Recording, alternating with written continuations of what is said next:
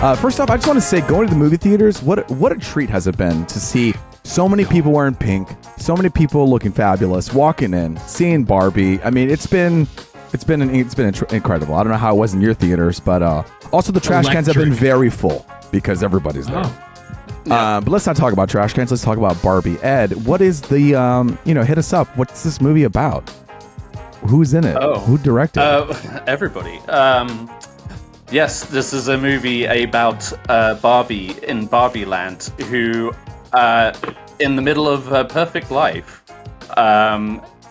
starts thinking about death and has to travel to the real world to find out who her handler is and why they're having these existential crises. All right, yeah. I mean, Barbie. And initial thoughts. Who saw it first? Miguel. Well, let's talk about this. Let's hit Miguel up because Miguel, you saw it first, and the voicemail sensation. Not only did I see these movies this weekend, which I feel like is kind of an accomplishment in and of itself. Okay, I got the AMC list, the Stubbs list, the A list, whatever the subscription is, off of Luis's suggestion, because I was like, if I'm seeing two movies this weekend, one of them IMAX, like it's cost effective to like do the subscription for the month. Yeah, and I'm hooked. You're hooked, dude. Once you start, you can't stop. This was like the weekend to do it too, because I was like, cinema is fucking alive right now. Yeah. All right. Yeah.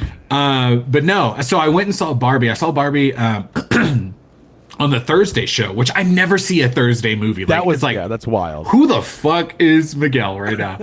But no, I went. I saw it. I thought it was great. The crowd was electric. I saw it with Eric Jew. He's in town. So he came and saw the movie listener, with me. Eric Jew. Shout out. He came and saw it with me. He wore a pink shirt. He's so much better at that. I am not. I don't have any pink. I need to turn that shit around. But no, it was a great crowd. It was, basically full. And no, I just had a great time. It was one of those, like, when you see a comedy and you're laughing, it's so much better when the whole crowd is like around you and electric as well.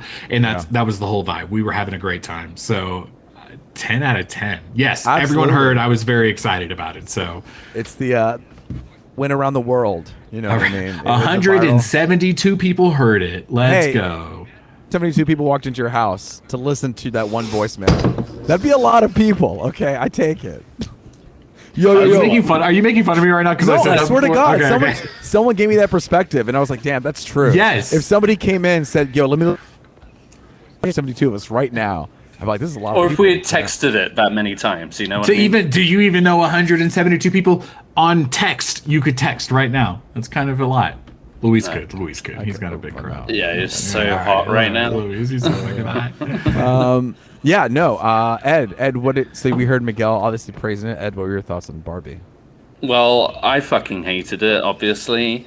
No, I loved it. As you guys know, and we'll talk more about it later, but I did the Barbenheimer double feature. Let me tell you, what a wonderful way to end the day. Yeah. It was just like literally just the perfect Jesus Christ, Miguel. So we watched it maybe like 2.5 hours after we got out of Oppenheimer. Okay. And it was just perfect. It was just like, we got a drink right beforehand. It was short and sweet, which I loved. It didn't take itself too seriously. It just knew exactly what it wanted to be, and it was wonderful. It was just I don't know, this weird feeling that this film was so certain of itself. It didn't go down a rabbit hole of trying to justify this or that or whatever. It didn't get lost in its plot. It was so straightforward, but so rewarding. It was so funny. And just like, if you went into this with a different kind of attitude, then you just didn't need to see this kind of thing. You know what I mean? It's just it's such, because you're starting to see people who are leaving this movie angry now because of some misconception of what it's about. And it's just, but you completely miss the point of the movie itself, and it's just a blast. if you're gonna bring it up right now, I mean, I was blown away to hear the internet reaction. Not the whole internet, obviously. No. But like parts of the internet being like, it's super anti-man. I mean, this is woke garbage. I'm not gonna see this movie. I was Which you could have seen from a mile away. You just knew the moment that this movie started. Yeah, and it's just like, well, you know what? This movie was never geared for you, and you went in angry. Well, that's what blew my mind, because I walked out of that movie going, I didn't get any of that. Like, that's not how I felt at all. I thought this was like a laugh riot. I was having a great time. I couldn't believe people walked away being offended by it. You know what I mean? The character Ken is so insecure. Yes. Like, throws to this, and then the people who walk away from this movie are also super insecure. Yeah. Talk that talk. They're like, that talk. You know what I mean? Like, you clearly like did get the movie. Like, you didn't get it. There was an arc here, you know. So anyway, it's like the same kind of people who went into The Little Mermaid angry kind of thing. And Luis, yeah, I have something to give to you about this movie. Okay, this is something I've been thinking about. This is for you in this moment. Okay. Okay. So a long time ago, I don't think you do it anymore, but you were going through like a phase where you weren't watching movie trailers. Do you remember this? Yes, I remember that. And Luis, you said something, probably not on the pod, this was a while back, that absolutely blew my mind. It's one of those thoughts that like has stuck with me for the rest of my life. Oh, whoa. Okay. That you went into Thor Ragnarok. Like, you almost watched Thor Ragnarok. It was like a day before spoiled for you. Without knowing that Hulk was in that movie. Yes. Oh man, yes, exactly. And I remember when you told us that, I was like, man, Hulk has been in like every single trailer. Like, that blows my mind you didn't know that. Yeah. But how awesome would that have been if you had seen that movie when he's like, you're gonna fight the Incredible, and then like Hulk bursts out and you're like, oh fuck, Hulk's in this movie. It's set up in such a way where you're supposed to be surprised. You know what I mean? Exactly. It's written that way. So you had no idea that the Hulk was in this movie. And that's how I felt about Barbie, because I was kind of not even on purpose dodging all of the stuff online about Barbie, like any trailer, any content, any TikTok, any reel. I was just like, let me scroll past it because I'm going to watch the movie. It's no big deal. Yeah. The day before I went and saw Barbie, Kristen threw on this trailer that was like one of the newer ones, and I didn't realize it. I thought we were watching like the first one. And dude, it told me like 6 things I was not expecting to know. And so I went into this movie going like, I almost knew nothing about this movie. Yeah. I barely knew that they went to the real world. I had like no idea. Like, I honestly walked away from it going like, I had no idea who the bad guy was going to be. I didn't realize what the plot was going to be. Yeah. There was like a whole meme where Barbie is like, do you guys ever think about death? Like that line. Yeah, I had never heard that before. And Christian was like, that's all over the internet. I watch this all the time. How do you not know that? And it's like, you're telling me that? Like, I'm always on the internet. So that's how I felt going into this movie. I related to that moment where you were like, you had no idea Hulk was going to be in Thor. Yeah. And so this is my gift to you, in that I relate to the sadness of having things spoiled. It's rough. Like, that sucks. Yeah. I know which trailer you're talking about. I've avoided that trailer leading up to this. Man. Which I'm glad, because I like the whole like do you guys ever think about death scenario? I didn't know about. Thank God. Okay, me either. Okay, so I'm not alone in that, right? But like going into the film, yeah, but I avoided that trailer before I saw it. But I did know they went into the real world because they had like leaked. I remember them skating through but in my head that was just like, oh, they'll green screen the background. Right, like, this is all part of that. In my head, that's what I was telling myself. Yeah, yeah. And no, dude, I was blown away at how much I didn't realize I knew before the movie started. You know what I mean? Yeah. Did I say that right? Anyway. But no, I had a great time though. Even going into it, I like kind of knowing just a little bit about the movie, I still like walked away cracking up tears in my eyes. Yeah. I had a great time. Nice. I felt like this was. Oh, sorry. I mean, I agree too. I enjoyed a good. I had a really great time with this movie. I feel like this was already almost an impossible task to pull off. I mean, I talk about that all the time with Marvel. Marvel's in a different place now, but like this thing is just you're dealing with a new IP. You're dealing with a blockbuster movie. You're dealing with 2 big corporations, Warner Brothers Discovery and Mattel. You know, you're dealing with just the concept of Barbie itself. And it's just a heavy thing where you have to do so much stuff to be perfect. You can't be too much this. You can't be too much that. You can't be this. You can't be. I mean, practically that speech that she gives near like 3/4 in is this movie where it's like, you can't be too fat. You can't be too skinny. But you also say that you can't be too skinny. You have to say that you're being healthy, blah, blah, blah. It's like this movie had to not be too this or too that, but it does an incredible job of just being like genuine, being real, being honest, and just kind of saying the truth of like what's happening in our society that kind of affects everybody. And I don't know. There's just a lot. I feel like this is a good movie to throw on and just like human studies, you know? It just, but also just for a laugh, honestly, because it's definitely, for me, the funniest movie of the year so far. Like, every scene was fucking hilarious. But also surprisingly genuine and sincere.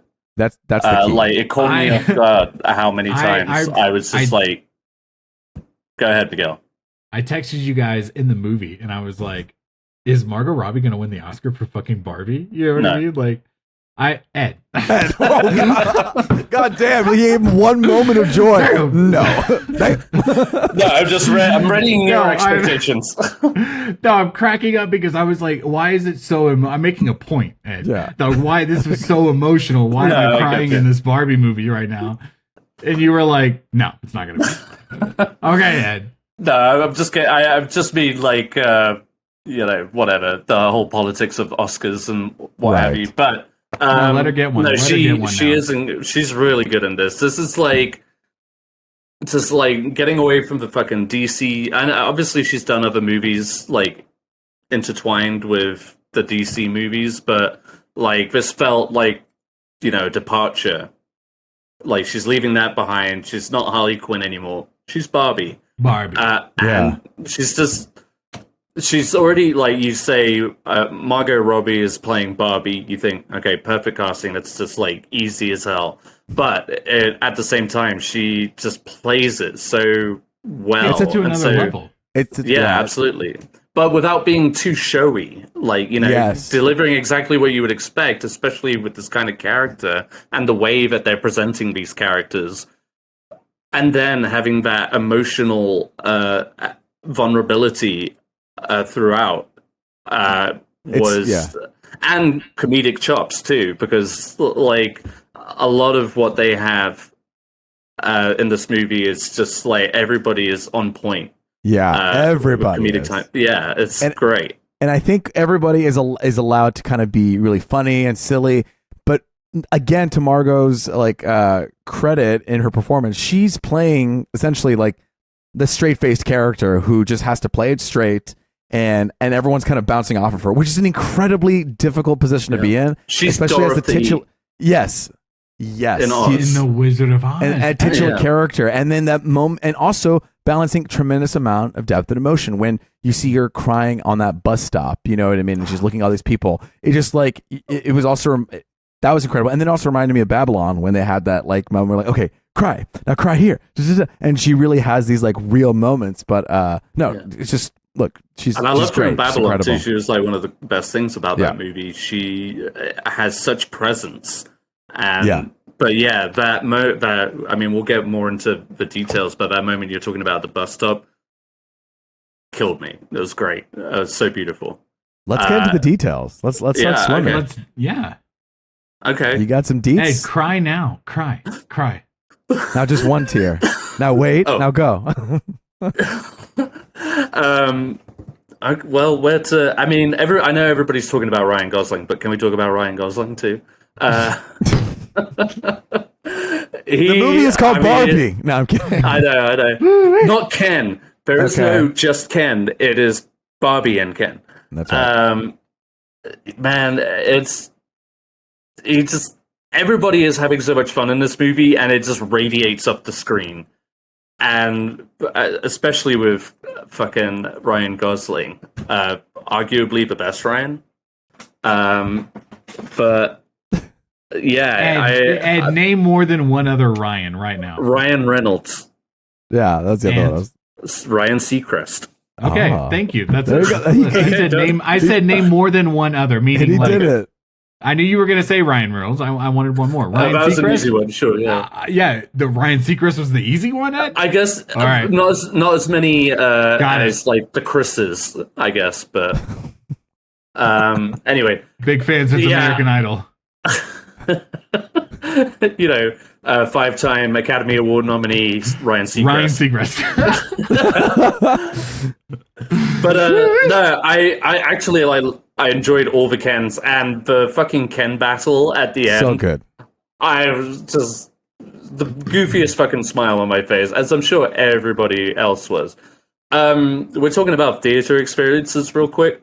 One thing that was bad for me, having just come from Oppenheimer, I had seen it in 70mm, which we'd get into more later, but I went into that one nervous because you started hearing all of these technical problems that projections had been having. Yeah. But then when we went to Barbie, the musical, like the music cues and the sound effects of the background noise was like louder than the dialogue. Oh no. The dialogue sounded distant. Like the music and everything was surround, but then the dialogue was very distant.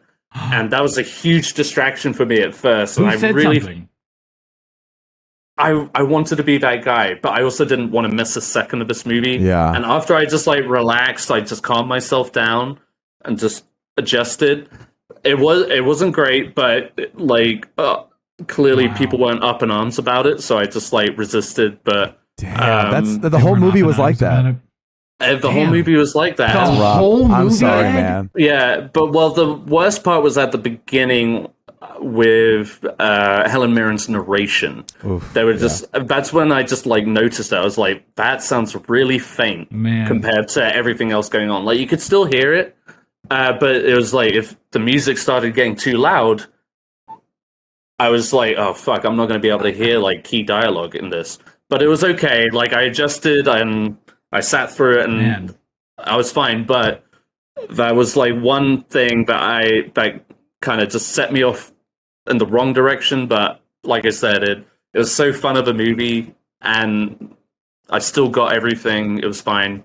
But that was like my one bad moment in that moment. Damn. Can I ask, is anyone else here? Like, would anyone else get up and go tell the manager, hey, the sound's messed up, fix the movie? Or would you just I almost did like for like during the trailers because I noticed it in the trailers and the first thing I thought was just like, okay, it's just the trailers. Right.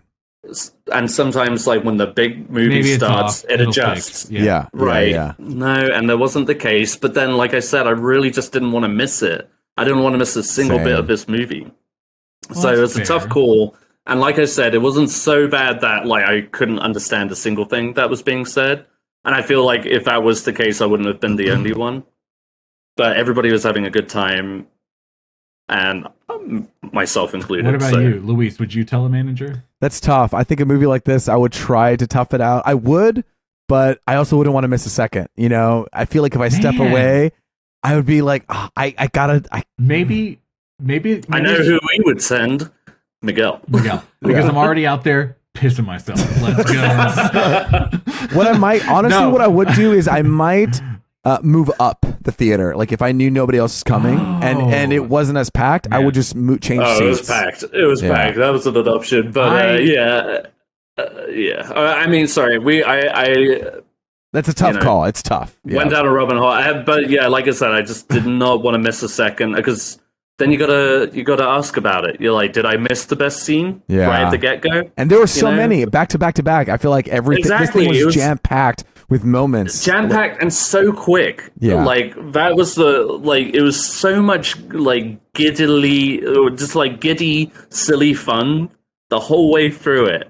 And like if you miss out on a moment, then you're kind of like out of the circle. You would have. You know what I mean? Yeah. It moves so fast. Remember when that time it was super funny when Barbie said, I was like, I wasn't there.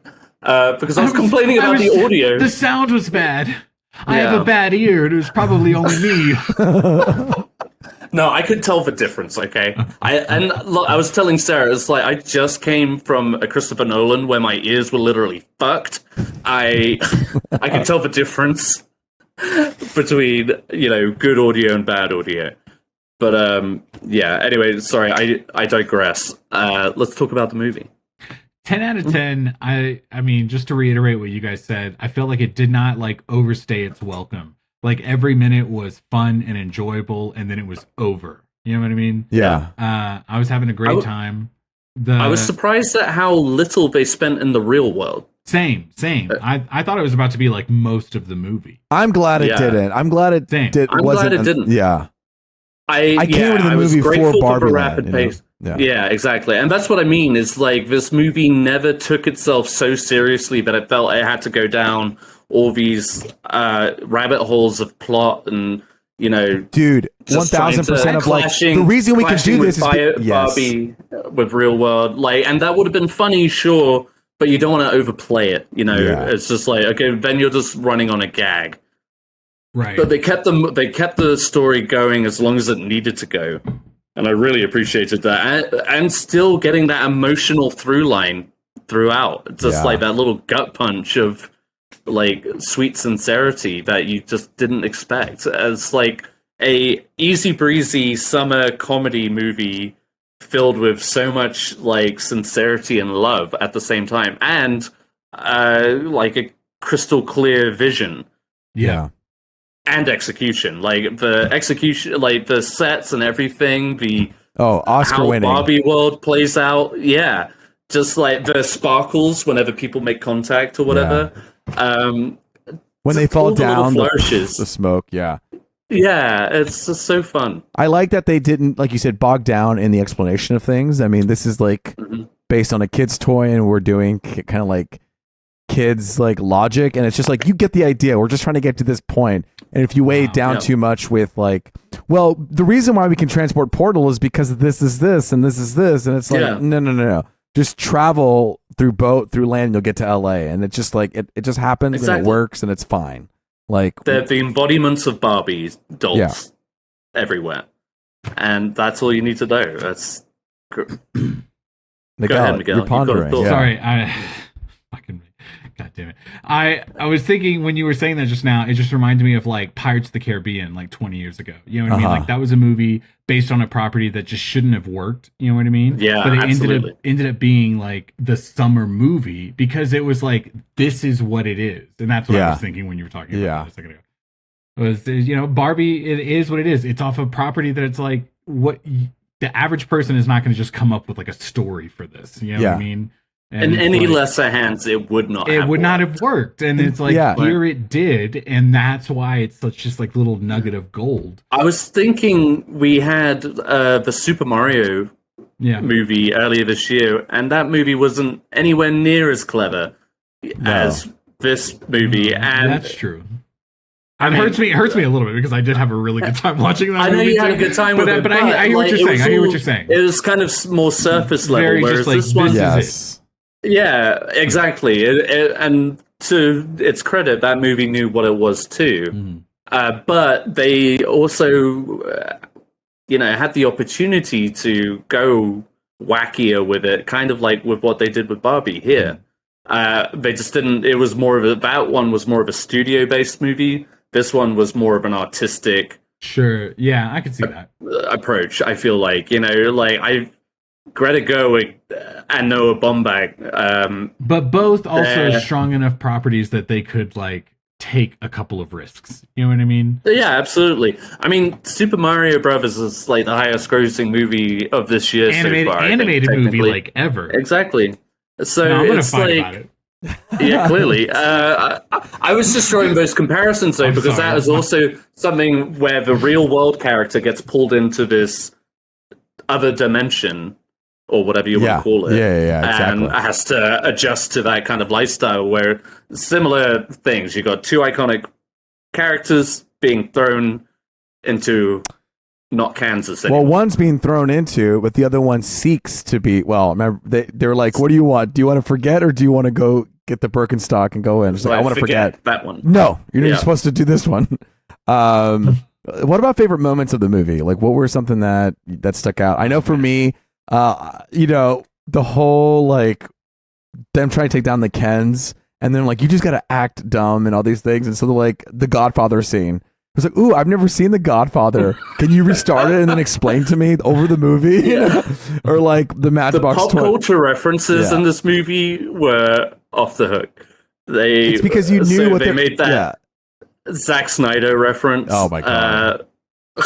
Which has got other fanboys really mad. But yeah, like moments like that were hilarious. I loved when they made fun of the patriarch. Yeah. When he was going around and he realized like men were ruling the world, and it's like, oh my god, they asked me for the time, like me, Ken. And then obviously, but then all that speech that she gives 3/4 in, I mean, all of us, we were just kind of cheering by the end of that. Like everyone was clapping, everyone was wooting, hollering. And that was like a big moment that we all experienced as well. So like a lot of good comedy moments, good heartwarming moments. What about you, Miguel or Ed? What were some moments that just like landed? I will tell you, I was kind of cracking up through most of the movie, but I have such a clear memory of like the laugh for not only me, but I felt like the audience was when it was during that scene where Margot Robbie's crying and about how like, I just don't feel like I'm pretty enough. And then the narrator cuts in and is like note to casting directors, like Margot Robbie's not the person to cast for this. Yes. I couldn't believe the laugh the whole audience got. Like I was laughing, but like every seat around me was like, yeah. I was like, this was the moment. We were having a good time. And I'll mention this later too with Oppenheimer, but I felt like both crowds this weekend, and even the crowds like just like walking through like the lobby, electrified. You know what I mean? Like we were here for this movie, and it felt like it was a movie that everybody are back. It was a movie that everybody really needed a good reminder of, just like of everything. And Ed, what was like a moment for you? Like I said, that bus stop scene really got me. It was super sweet, very charming, and let's see, I was in love with the Ken fight. I just the more and more it unfolded, and the more it kept going, and then turned into this dance-off kind of thing. I was just having a great time with that. It was hilarious. Oh, surprise! I was surprised at how much Michael Cera as Alan. Yeah. Just, I don't know. He was hilarious. The fact that he was able to just like take down like 20 guys at the border of Barbie Land and the real world or whatever, when those guys are just just building a wall upwards but didn't know how to go sideways. That whole scene just had me cracking up. It was so good. I just read, throw a rock and you'll hit something, you know what I mean? And I was just reading earlier this week that role of Alan was originally going to go to Jonathan Groff. Is that the guy from not Criminal Minds, Mindhunters? Yeah, and Frozen, Hamilton. He was originally going to play Alan. Do you feel like Michael Cera was the better choice? Only because of the awkwardness, but I feel like Jonathan Groff would have been great too. This would have been bad. I love Jonathan Groff. He would not have been a good cast. For Alan? Yeah. Yeah. No. Jonathan Groff has range, man. Jonathan Groff Jonathan Groff is a perfect Ken, but he's not an Alan. He would have been a good Ken, sure. Yeah, he's Ken cast, not Alan cast. Yeah. Another me and Ed, we're fighting today. Right. I'm not trying to fight with you. I don't want to fight. I think another good. It's so hard to reiterate because I want to see it again. There's so much to this movie, and obviously we have more to review. But this movie feels like you're walking into a hall or like a room full of mirrors, where it just covers every piece of like everything. It deals with the patriarchy. It deals with like women's like struggles. It deals with like Barbie's expectations. It deals with like, the way people view Barbie, the way people view Barbie this way. There's so many angles of viewing that this thing offers, where some movies will just do one or two or three, and this thing just offers so many different like ways to see life. And it's hilarious at the same time. So it's just like, Miguel. And it's fully aware of the social misconceptions of what Barbie is. Yeah. Like what they were talking about, this I can't remember her name, but America Ferrera's daughter in the movie, saying like, oh yeah, you created this image of what women should be or should look like, and painted this idea that the world is easy for women and stuff like that, when it's quite the opposite. Leading up to this movie, you're wondering like how like self-reflective is this going to be on the brand of Barbie? Like, is it going to just play to the cuteness of it and the poppy pink, or is it actually going to make a statement, or is it going to like acknowledge its faults, as a brand, which it certainly has, which I think they certainly did. I think it just embraced everything, every misconception that you could have had going into this movie, and they just went with it. You know what I mean? Like flipped it on its head in a good way.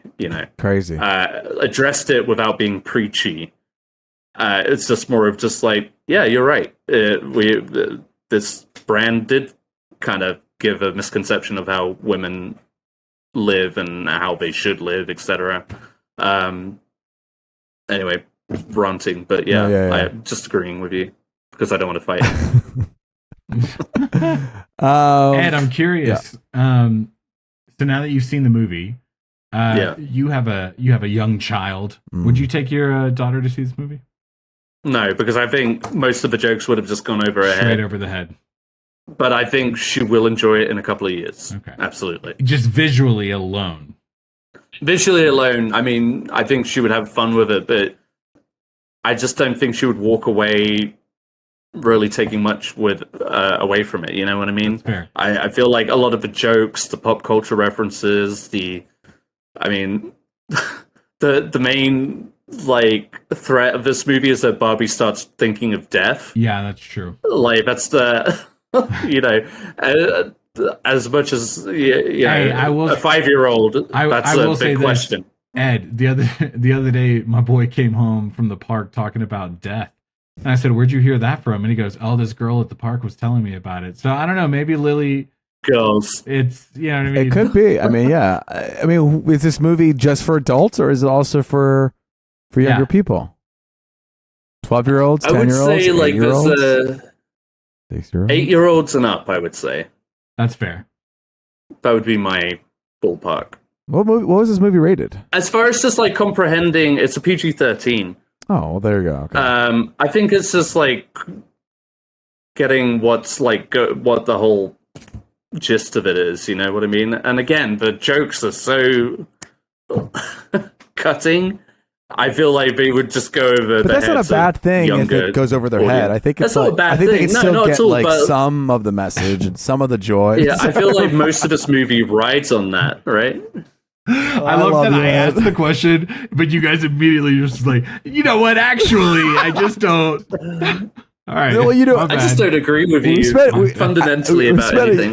We spent a year agreeing on everything. Today is just one of those days. Okay, I guess final thoughts on. But here's the annoying thing: is we agree on this. We do agree. Final thoughts on Barbie before we move on to Oppenheimer. 10 out of 10. Had a great time. I thought. I didn't get to see the double feature like some people. Shout out Ed, but I still had a great time. This was like a Thursday Saturday situation for me. Had a great. What was that? Ed, is that you? What? There's just a noise. I think it was me. I don't know. It may have been my water bottle. I thought Ed earlier was talking about hang on, I gotta get a pen so I can take down notes. And I was like, you don't have to take down notes on the podcast. And then all of a sudden he was like staring me dead in my eyes, and I just started. All right, anyway. 10 out of 10 movie. Writing. Yeah, I loved it. In a perfect world, it could have been like easily 20 minutes longer for me, but I understand why it wasn't. It could have been, I would have been fine with a little bit longer too. They could have expanded. They could have had just a few more minutes in the real world, a few more minutes with Ken exploring the what it means to be a man and the patriarchy. Could have a little bit more of that mother-daughter experience. I loved the mother and daughter. Yeah, I loved what they did with it. And I have no qualms with what they did. I'm saying, could I have sat there for 20 more minutes enjoying the hell out of myself? 20 more minutes? It was a tight movie, but we could have sat. But it was tight as hell. It was tight. And I respected the hell out of it. 90 minutes used to be a tight movie. Now it's a 2-hour movie. It's a tight movie. Well, and you just said I could have gone 220. No. It wasn't 2 hours though. It's like an hour and 40. It was like right on the money. 2 hours. Look it up. I will look it up because you're wrong. As he looked it up, I will say I didn't see that. Well, I didn't see it on the same day, but I did see Barbie and Oppenheimer in 24 hours. So kind of, it counts. It kind of counts, right? I saw Oppenheimer on Monday at 8:15, and then I saw Barbie. You got to sleep after I went to sleep, and then I woke up, and then I saw Barbie at 4:15. So it's within the 24 hour. Yes. So both of you guys saw Oppenheimer first. I am on the I think you should have seen Barbie first train. Did you feel that you saw it same? Do you stand by that? I will say yes. I do stand by that. Do you feel like that? Like you watched it day of? Yeah, there was like a 2.5 hour gap between the two movies. Which is a respectable gap. That's a good gap. I would not put Sarah through like an instantaneous back to back. And now we need to go to this room? Don't even look at the sun. Don't you dare look at the sun. Let's cross the hall. My precious. The RPX and the IMAX are right across from each other. Some places they're right next door. Yeah.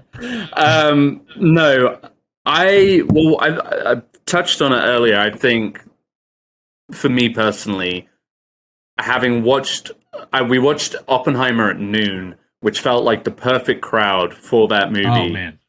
Because they were taking it seriously and whatever. It was like the early crowd, but it was a really good crowd. And then when we went to go see Barbie, it was around 6 p.m. The theater was full of pink, lushes everywhere. Yeah. And like, so to our left, me and Sarah's left, we had a group of like teenage girls who brought their own snacks and decided to open those snacks when the movie had started. Fucking idiots. Don't do that. If you're going to see a movie, pre-open your snacks before the movie starts. Hello. For the love of God. Pre-open your snacks. Because they were whipping out their phones, turning on their flashlights, trying to find their food. Yeah. That should be on the merch in our shirts. Pre-open your snacks. To our right. Pre-open your fucking snacks. I'm crying at Chili. To my right, we had 4 guys who were clearly drunk, and they were passing around a flask. Oh. I was like, I hey, brother, and they were passing out the entire movie, just like. So it was just like those two variables, those two very distinctly different audiences. I felt like Oppenheimer was the history lesson, and Barbie was the dessert. Yeah. And it was perfect. I wouldn't have changed it for anything.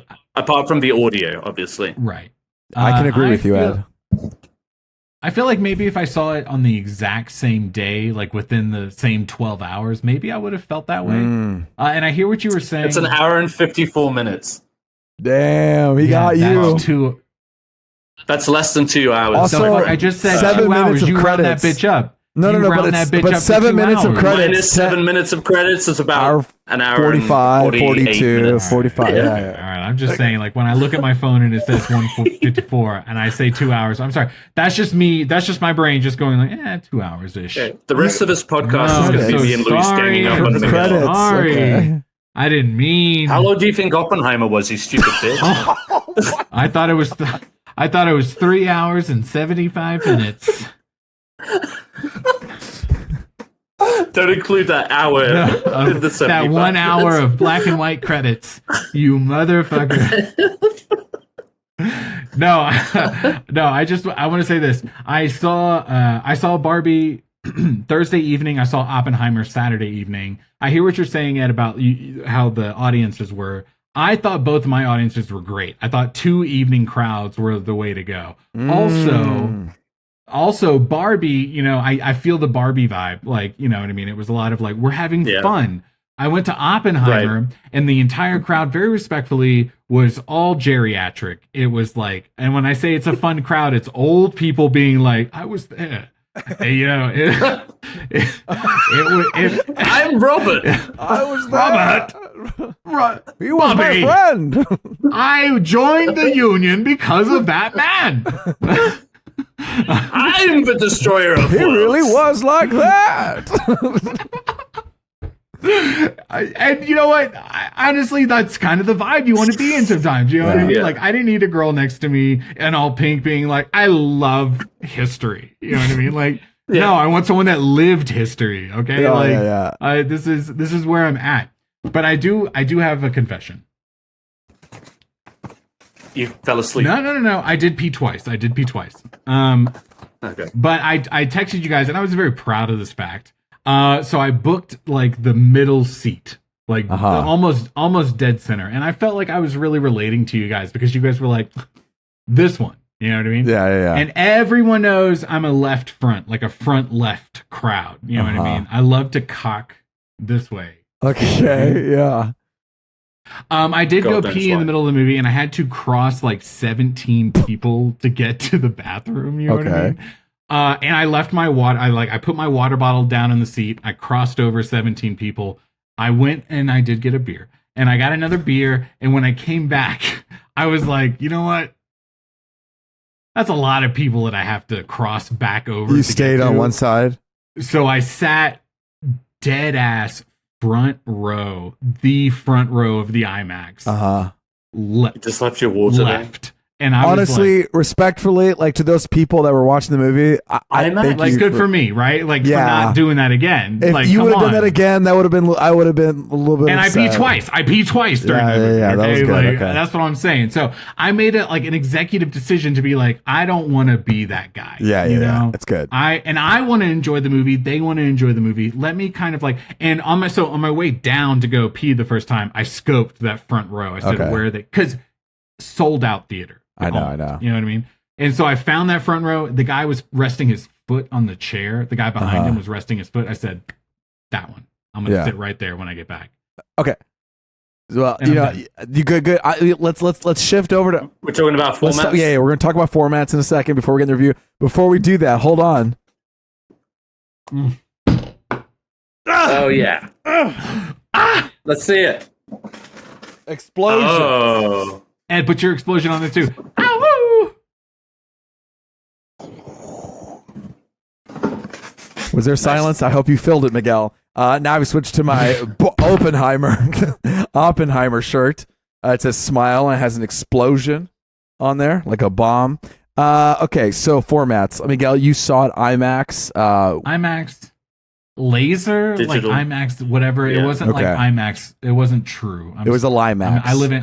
It was a Limax. Right. Very difficult to get a true IMAX. I mean, talk about Houston. Houston doesn't even have a real IMAX there. You know what I mean? Not right now because it's under renovation situation. Yeah. So Ed, how did you? Their loss, right? How did you watch Oppenheimer? So we talked about this. I opted for 70 millimeter. Nice.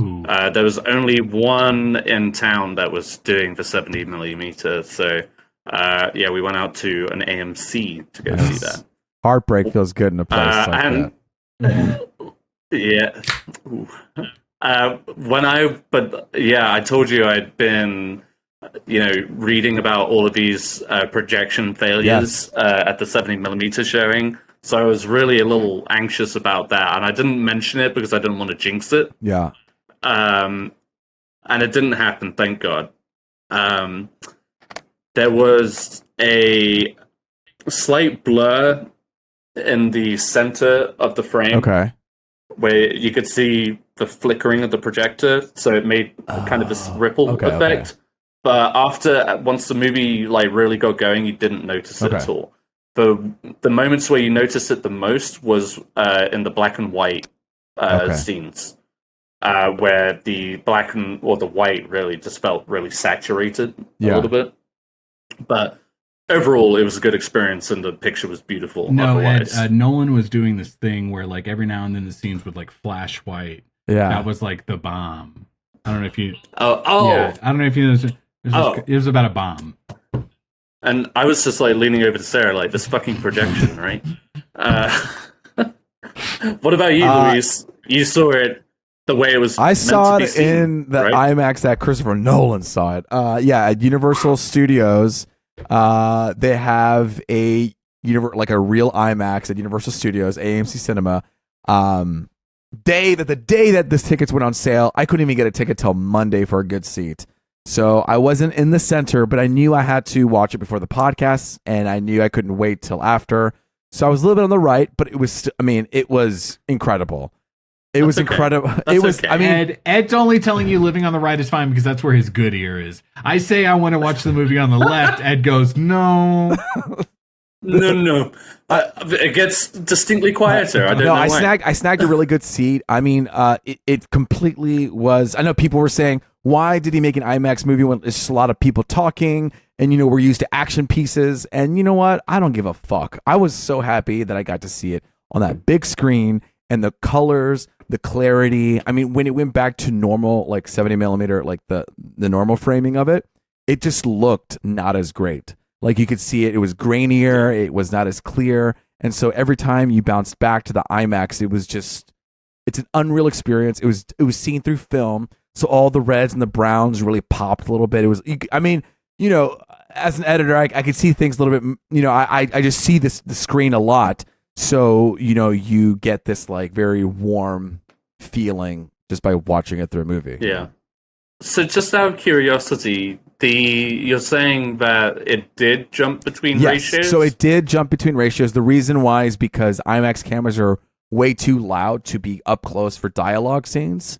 And I know Christopher Nolan is working to kind of fix that so he can be up and close. So a lot of like the wide shots, a lot of the establishing or shots where people aren't talking, it will be shot in IMAX. And then when you have to get really close, unfortunately, it does cut in. You think it's going to be annoying, but it really doesn't get annoying. I think they cut it in such a way where you're able to kind of deal with it a little bit, That I know in past, I guess in particular Nolan films, that switch was always a little jarring. I'm trying to remember what movie that was. Like it was. I want to say you saw it in The Dark Knight Rises. Yeah, I was going to say, I definitely remember a moment like feeling that switch, like from we're up here to down here. I didn't see it in mine, maybe again, because I saw it in like the lesser IMAX. Laser. Yeah. The laser. The laser. Yeah. But I definitely do, I do remember seeing that previously. It's kind of jarring. I think, with 3 hours, you have some time to get used to it. So after a bit, you're like, this is fine. And usually, I remember when I first watched it for The Dark Knight, it would expand for like these big action sequences. No dialogue needed. Yeah. So it would be kind of fine. Yeah. It'd be like, dialogue, and then action. And so it would be consistently that full frame IMAX. Here it is oscillating between the two. And so you do have a lot more full frame. Regular frame. But to me, it wasn't a big deal just because I got, I don't know, a little more clarity with things. And it is kind of astonishing how much of a difference you get between the two. I do have a question for both of you since you both saw it in IMAX, and I'm going to be seeing it in IMAX tomorrow night. Oh. Laser. Sorry. Lesser. So what... the laser... The one of the biggest complaints coming out of Christopher Nolan movies, especially in the IMAX, is the sound mixing. How was that for Oppenheimer? For both of you? So I have especially with such a dialogue heavy. I have a little bit of a perspective on this because Kristen, my wife, your wife, but no, seriously, she sick references, bro. Yeah, I'm on fire tonight.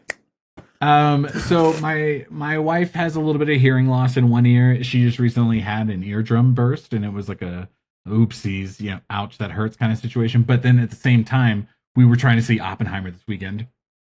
So when she bought her ticket, I was her like, ear right up. I said, fix that bitch right away. No. I was like, well, you got to go see it in IMAX. And she goes, well, like, I'm having trouble hearing. Like, they have a showing where it's like captions. Yes. Captions. And it kind of blew my mind because I never thought about that. I watch movies on subtitles all the time because I'm old now too. And I love that shit because it's like, I love to hear that. And she came out of the movie going like, I really appreciated the captions because I understood a lot more of the movie. And when I watched it, there was definitely moments where I was like, man, I really did not get like those last like 6 lines of dialogue, So yeah, I don't know how you guys felt about it, but I did kind of feel like, yeah, this is a trend in Nolan movies where it is kind of tough to hear. And that's why I was like, when I couldn't get to IMAX 70mm, I said I'm going to do Smart 70mm choice, yeah. because that was the one thing that stopped me from going to an IMAX, because the first time you see it, you want to hear that dialogue. And again, it is so dialogue heavy, as showy as Christopher Nolan is. It's a lot of like talking heads in a room in this film in particular. So now I just want to cancel my tickets for IMAX. I mean, I guess it depends. Mine wasn't too bad. My audio wasn't too bad, but I feel like I hear y'all. I hear Miguel. I guess it could be a problem. You know what it was, Ed? It was unfortunately it was a couple of Emily Blunt scenes, and I was like, she's English, and I just can't hear the accent. Yeah, she's barely in any of the scenes anyway. So I guess. No, so I couldn't. Yeah, no. Yeah, we'll get to that. Let's talk about this movie, then, motherfuckers. Technicals aside, I loved this movie, you guys. I think it was better than Barbie. It was not better than Barbie. Sorry. It was more of my favorite of the two. I was having a good time. You were ready to watch it again on our text chain. You were like, Louise, because I got that subby. All right, like I'm trying to see movies. You know? Why not? No, I was legit ready to watch Oppenheimer. While I was watching Barbie, and I was going to get out at like 9:00 at night, I was like, well, hang on. Is there like an Oppenheimer after this? Yeah, that's what happens when you have the A-list, yeah. I know, dude. You just kind of want to like hop in, hop out, hop in, hop out. No, I was having a great time in this movie. Yes, I did get up. Yes, I changed seats or whatever, but that did not take away from the fact that I thought that this was just like quick reactions. Maybe one of my favorite Nolan movies. Like, wow. I mean, like Interstellar, like I try to like ignore is a harsh word. I try to like skip the like Batman movies because they're very like, this is a superhero movie. You know what I mean? And I feel like Nolan is kind of like beyond that genre. But like it's Interstellar and right now Oppenheimer. Like, I was having a great time with this. What's your third? Just curious. The Dark Knight. No. The Dark Knight, okay. I mean, it is that Batman movie. Yeah, Come on, yeah, y'all. Like, yeah, we're not gonna fuck around, all right? He elevated it every time. It's every time. Everyone always compares it. Like the movie did just as good as The Dark Knight. The Dark Knight. This movie is as good as The Dark Knight. Yeah, I know. It's just like a point of reference. I mean, that's how he did it. That's how he got to where he is today. That's why it's so easy though to be like, I don't want to include those movies because it's like they automatically kick up here. You know what I mean? So if you like take them out, then it's like a little more of a competition. Okay, well, say we take out the Batman franchise. Oppenheimer lands at number 3 for me, pending more viewings. And that's the thing, though, with Christopher Nolan movies, like more viewings either makes or breaks it. So I'm really looking forward to seeing it again. Can we get out of the way? What are the... Well, tune in next week for our Nolan ranking. Damn it, Ed. I just wanted to know. All right. I do think this is his best movie since Inception. Wow. I love that. I'm not mad because really the only movie in between that and this one is Interstellar, which I think is a great movie. And then Dunkirk and Tenet. No, that's what I'm saying.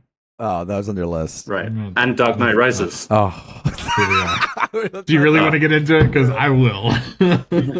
Tune in next week. Yeah. But no, to just tag on to what, if we're just doing quick general thoughts. I thoroughly enjoyed this movie. Earlier in the year, I was, cautiously optimistic just because I had such a rough time with Tenet. And the more I see movies like Dunkirk, I admire that movie, but I don't love that movie. You know what I mean? It's a movie of moments for me. It's not a whole movie that resonates. So yeah, I thoroughly enjoyed it as coming off of reading the book too. I thought it was a thorough adaptation without getting lost in the in all the details, but it hits on the major points. And he also has fun with a lot of the kind of theories or, and I'm saying Christopher Nolan is having fun with certain details about the movie, which we'll get into. But overall, it really lived up to expectations. And coming out of this weekend, I have my top 2 favorite movies of the year so far. Ed. Yeah. With Barbie and Oppenheimer. Yeah. That's dope. I loved it. I went to go, I saw it with Sarah, obviously, but our friend Bryce Perkins, shout out from the Movie Gap. He came and saw it, Oppenheimer with us. He didn't see Barbie with us. And him and I just chatted about it all day Monday, just on and off, because we've just been thinking about the movie the whole weekend. Like, out of my Saturday movie duo, Oppenheimer was the one I came away just thinking about it nonstop. No, sorry. Why did Bryce not go see Barbie with you? Well, because Sarah and I had a pre-planned double feature, and that was a date. And Bryce can't go. Kind of. I just mentioned, like, hey, I am going to go see Oppenheimer on Saturday in 70mm, which is like one of the recommended formats. Come along if you want to. And he did for that one, and then, you know, not everybody is up for a double feature, you know. So pretty crazy crazy. He saw it tonight. People on another podcast we listened to, me and Luis, pretty crazy that we didn't get that text. Hey, I'm seeing Oppenheimer in 70mm. If you want to come see it with us, you know what I mean? Like, I would have flown down. You know, I feel like Luis would have too. Yeah, I would have flown down for sure. Come on, Ed. Next time, invite us. You know. Sorry, the computer started making weird noises while you were talking, so I didn't get any of what you just said. Fuck my bullshit. Please keep moving on. I'm sorry I didn't invite you to the 70mm down here in Houston. Yes. Is that what you want? All right. Next time I'll get you. Luis, all right, your my turn for Oppenheimer. And my thoughts is, guys, I don't know if I liked this movie. Oh no! Yeah. Fight, Ed.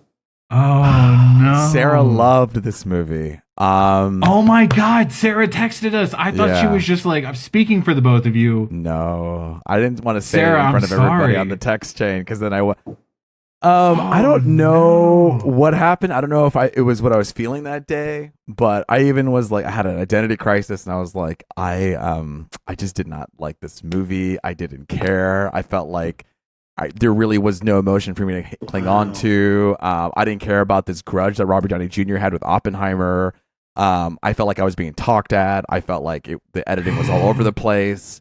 I just didn't feel like it conveyed enough emotion, and I just thought it was kind of retelling a bunch of things, plot point to plot point. It was like, this happened, and I at some points just wanted to sit with a feeling and emotion, and it just moved on. And I don't know, maybe I need to rewatch it, but I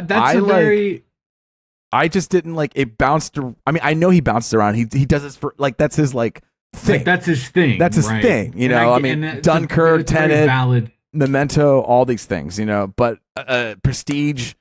But I feel like, I don't know. It was just like, I don't care. You know what I mean? I had this feeling of like, I just don't care, you know? And wow. I don't know if I don't know if it was because of the mood I was in, but it was just like, not top 3 Nolan for you. No. Okay. Not the top 3 Nolan. Not even 4? Not even 4? Can we get like give us something, Luis? It's more... it's bottom. It's bottom? As of right now, it's a little bit near the bottom for me. Not even mid. Maybe low mid. You know what I mean? I don't know. I really feel like I need to rewatch it again, to be honest. Again, acting was great. And this is the thing, is like, sometimes I say the movie can be saved by the performances. Like, the story could be bad, the directing could be bad, whatever. But if the acting's great, then I love it because it will convey so many things. And for this, I just felt like there was a lot of staring and talking down to, and I didn't really feel the struggles that were going on. I understood conceptually the conflict of like, I need to build this, but this could change the world and all these things. And we all know the impact that it has on everything. But honestly, like, I just didn't feel connected to it in some way. Sorry, I'm cracking up because me and Ed both were like, hang on a second, let me get closer to the computer for a second.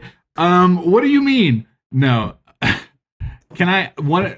I know. When we were fighting earlier, I was gonna say, Ed, we got a lot more to fight about, but I didn't want to. We got.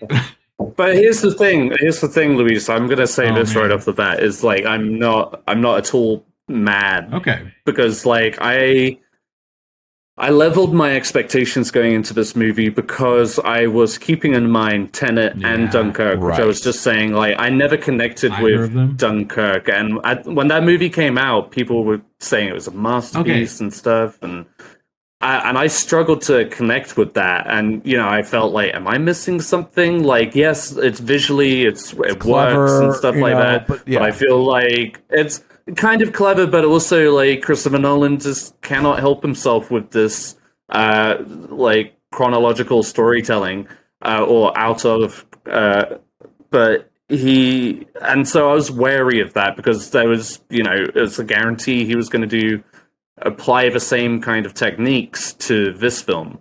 It's not like he's suddenly going to still tell a story from A to B. It's more like A to fucking Y. Let's swing by M before we come back to B. Oh, and let's like that Kendall Roy meme. If I don't do this, I will die. Like that's like Christopher Nolan trying to pitch somebody. Can you just do an A to B? And then he's just, if I don't do this, I will die. And those thoughts were immediately, you know, like proven correct from the moment this movie started. And I was like, okay, yes, this is a Christopher Nolan movie. But for me, it worked in this movie more so than it has the last few. Whereas for you, I feel like it's understandably. I think Christopher Nolan is that kind of director where he's always hitting on all cylinders when he makes his movies. And sometimes it's going to sit right with people. Sometimes it's not. Sometimes that story is going to land with people. Sometimes you're going to think, why do I care? And I totally get that. I don't know if it's because I read the book earlier this year, so I kind of grasped more. Yeah. You read that book? Miguel, have I told you about this book, American Prometheus? Hang on, they said that in the movie. Which this movie is based. No, I came up with that. I also don't want to take away y'all's like experience, and I want you to nerd out. I want you to nerd out with each other. No, it makes for a more interesting discussion because I'm curious to see what missed and what hit, if anything, for you. A very pointed question. Okay. So Ed, you a second ago you were like Dunkirk was kind of overhyped. Luis, you were kind of saying I didn't connect with this movie. I'm going to ask the big question. Okay. One of the things I heard a lot before I saw this movie, and I want to hear your thoughts, was that Cillian Murphy was like, this is the role. He's acting the shit out of this movie. Yeah. Did you guys feel overhyped, disconnect, or did you feel right on the money, Cillian Murphy? Go. I think he did a fantastic job, but I felt like he could have had a little bit more thrown at him, a little bit more meat. Do you know what I'm saying? Better actor than the material. Yes, for me. Ooh. And I think he did a good job of playing this character. I think I just wanted to see more, I don't know, like internal struggle, seeing his point of view. I wanted to see a little bit more of a fight. I feel like he kind of like was thinking a lot and floating a lot. And maybe Nolan's kind of like cutting forward as quickly as possible. Kind of played against. One of my biggest criticisms, and I think this is leveled against most of his movies, is that the biggest thing usually that gets sacrificed in a Chris Nolan movie is a performance, and that's just because his movies are so and busy. Choppy, they cut too, all the time. It's hard. You don't walk away from this movie beyond like Cillian Murphy and maybe Robert Downey Jr., you just don't hone in on a singular performance. Everybody is great in this film because in the few moments that they have to actually, you know, hammer, like give it their all. Like Emily Blunt is really good in this movie, but if you think about it, she only has one scene, and that scene is based off of a real life event, like almost verbatim. That scene plays out in the trial. A lot of that dialogue just came from real life, and she just said it. nailed it. She said it and nailed it. But you know what I mean? It's like, but beyond that, you don't really get a much understanding of who her character was, or why she was so important, or why their relationship, despite everything. I'm just saying, like, I'm playing devil's advocate here because I understand where Luis is coming from, because it's a Christopher Nolan movie, and I always feel like characters often lose their weight and their significance to a certain degree when they're being chopped around he does it. Yeah. Like Luis was saying, he didn't fully understand the grudge that Robert Downey Jr., his character, had towards Oppenheimer.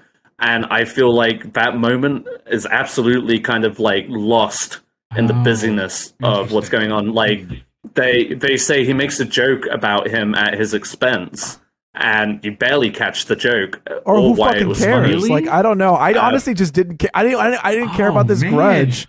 Hang on. I was like, who gives a fuck about this? Again, having read the book, I understood why, because there were many things that, because Lewis Strauss was a Republican American who just, like, anything remotely communist, bad, fuck it, and I'm gonna chase after that fact. But like, they made that one joke, which actually happened. But they made that a central cause. But it's almost like a throwaway thing. The way that I just want to comment. I just want to comment on what you're saying. Ahead. Okay. I first off take a half step back, talking about Emily Blunt. Okay. Like, when I came home from Oppenheimer, Kristen had just seen it before me, and we were talking about it. And one of the things she was like saying, I just felt this disconnect about, was Emily Blunt. And I just remember of all the things I was talking about in the movie that I loved, one of the things being Emily Blunt. Like, I thought it was just so clear what her character was like this drunk who also had this like kind of triumphant moment at the end where you think, like, you know what I mean? It just feels like, so it's like a trope at this point, like a super drunk character just kind of like failing at the end and not drunken housewife or whatever. Exactly. And also someone who's like scorned by cheating, you know what I mean? Or an affair of some kind. I thought I kind of felt like all the way through, I really loved Emily Blunt, and I loved her last. I think if we had a little bit more of that Emily Blunt and Oppenheimer interaction, it's like, you should have stood up for yourself. You shook his fucking hand, like things like that. I was like, oh, okay, what's happening? Charged. It was because she didn't shake his hand at the end, Right, and so it's just like, I'm not saying I want like this petty drama, but what I'm saying, it when you pin people against each other, you get to see their true colors, and that's what's interesting. Is like, where do you stand? What do you want? And the moments with him against Matt Damon too, where like they were kind of going headbutting, like it was semi interesting, just because it's like, oh, you're pulling something out of him, and when he's just kind of like thinking to himself and wondering to himself and not bumping up against anybody, you don't give him an opportunity to see his true colors. You don't give him an opportunity to see his point of view, things like that, And so, but whatever. Well, he was a bit of well, go ahead, Miguel. Sorry. There's another half point that I wanted to make. Okay, that you guys were just mentioning about the whole Robert Downey Jr. thing and not like connecting with his character. You were sorry, not connecting. I'm sorry. I'm talking about I'm trying to feed it in. Yeah. Talking about how he was like scorned by this joke or whatever. I don't think the joke was the thing in the trial that like really made him go, I don't like him. You know what I mean? I think it was all the way back from like that kind of earnestness of like, Oppenheimer, welcome to my school. I'm so happy to have you here. And him being like, well, I'm not here. I'm considering it. Like, I don't really care. I'm still thinking about it. You know what I mean? And like that little seed is kind of like what grew and grew and grew as far as like his hatred towards Oppenheimer. Sorry, yeah, totally. I'm bringing it back to that because I wanted to say that was something that I really worked on. Okay, no, no, but I mean that's the thing. I on a whole, Miguel, I agree with you. I thought that because he brings it together so nicely at the end. I just understand where it could be lost on people. Absolutely. Fair enough. That's my, like I said, I have the advantage of, I've read this book called American Prometheus, Wait, when? Just earlier this year, in fact, leading up to this movie. But no, I thought, if we could circle it back to the whole Cillian Murphy thing, I do think he really does such a great job, because this guy was, in fact, like this enigma of a person in real life. Like, he wasn't an emotional person. He never publicly, stated any regrets about Hiroshima and Nagasaki, even though post the Trinity test, like, his professional life, like, spiraled downwards, and he suffered from, like, Great Depression and essentially died in exile. And he, like I said, he's not a very emotional person. You get, like, a hint of his youth where he was poisoning a teacher. He wasn't flourishing. That's And also almost happened. Yeah. But, like, they legitimate, like, in real life, they basically said it took for Oppenheimer to get laid, basically, to just kind of balance out and find his feet.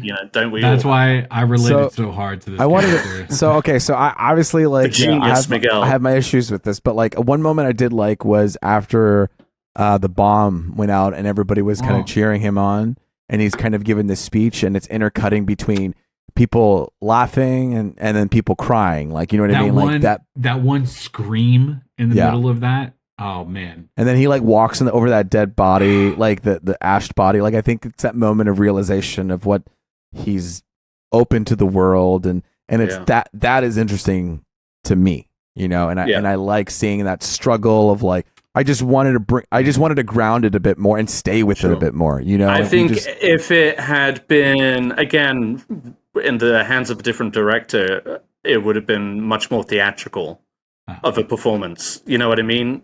They would have leaned into those moments of speeches and stuff like that. His personal conflicts would be more outward. I think they would have, it's a very internalized thing. It is, absolutely. Yes. But to that extent, I think Cillian Murphy does a really great job. I think I would have been fine with an internalized. I think my issue with it is just, like, I wanted to stay a little bit longer, and it just pulled away from me. Like, right when I was settling in, it, like, and then I was like, oh. See, that's what. Oh my god. Hang on, let me. Okay, I'm back. Headphones are back on. There it is. No, I see. That's kind of blowing my mind, because I feel like I felt like every moment after that, I felt built off of that. Yeah, and he was like, "I'm fucking torn up about this shit." You know what I mean? I mean, not only just, like, emotionally feeling it, but, like, visually. Like, I was making a joke earlier, but, like, obviously there's, like, several scenes after that bomb goes off where, like, the scene will just all of a sudden become a flash of white. You know what I mean? And it's like, or the background of all, like, or disintegrates behind him. Yeah, that, which is cool. Yeah. Yes. And no, I definitely, this was, like I said, of the two movies, I loved both of them. This was the one that I could not stop thinking about. I will also give the caveat that I really enjoyed, that Harry Styles movie with Florence Pugh. Don't worry, darling. Don't worry, darling. I was like, Death Becomes Us. Yeah, no, so I get it, but I just, like, no, I definitely had a good time. I feel like I'm on the outside for the and I do want to see it again. Like, I think a second viewing will help me. Maybe, like, my and mood I would also was, say, for the sake of, I don't know, just variety, don't go see it in IMAX. Yeah. You might feel more engaged with the dialogue or whatever. I might wait till it comes out on VOD and then, like, take a second. You know what I mean? I needed a little bit of breathing. I could definitely watch this movie at home. It was a lot of fun in theaters, but I could watch it. Sorry, my son. Scooch. You want to come say hi? Okay. Why not open it? Okay, well then open it and then go to bed. Here, I'll clip it. Okay, well then get some. Okay. Here, it's okay. You can take a second. Miguel. Let's leave this in. This is me. I'm a good parent. Okay. Unlike somebody like Oppenheimer, who said, "Let me give this." Oh, they kid were to some-" terrible parents. Yo, And, I would say, man, that's one of the things I was like telling Kristen about was how much I enjoyed Emily Blunt, but the moment, and now this is kind of a moment, so let me kind of walk through this. Yeah. So when he comes home to be like, I'm on the bomb squad, Emily Blunt is like drunk, sitting at the table. The baby's crying in the background. She's like, I've been home all fucking day. I don't care about your promotion. I felt that. Like, I get that. Like, sometimes kids are hard. You know what I mean? No, absolutely. But the very next scene when he takes the baby, I thought he was going like to his mom's house or whatever, like, which is something I would do. I'd be like, please, just like, help. You know what I mean? He goes to like the friend's house and he goes, can you not just not only watch my kid for tonight? What do you think about like forever? You know? And that was when I was like, okay, not the greatest parents. Yeah. Okay. Like, yeah, I get it, you know?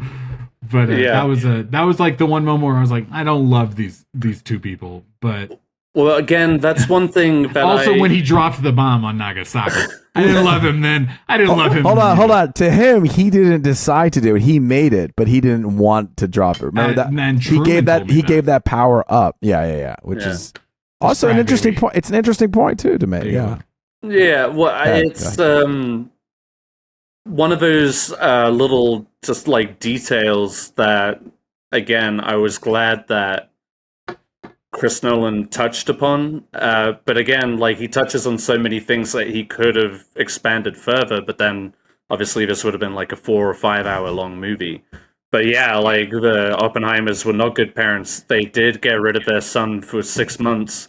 Like they left him with their friends and just went off to New Mexico, and he also tried to get rid of their daughter. He tried to give her away to his secretary and stuff like that. And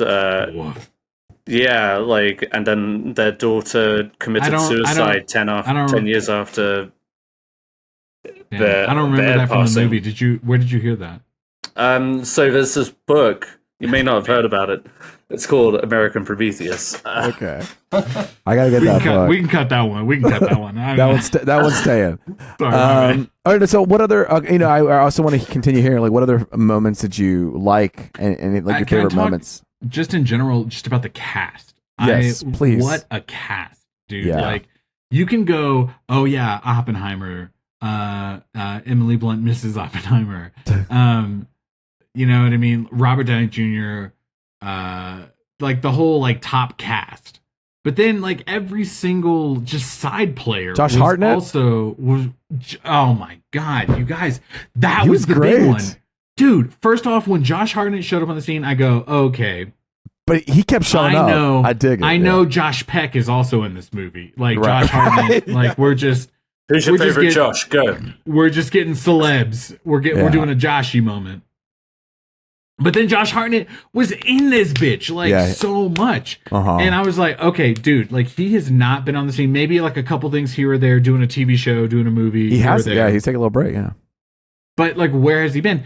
And I came back and I was cracking up because I was texting the group and I was like, Josh Hartnett's in his Richard Gere era. And Ed goes, explain.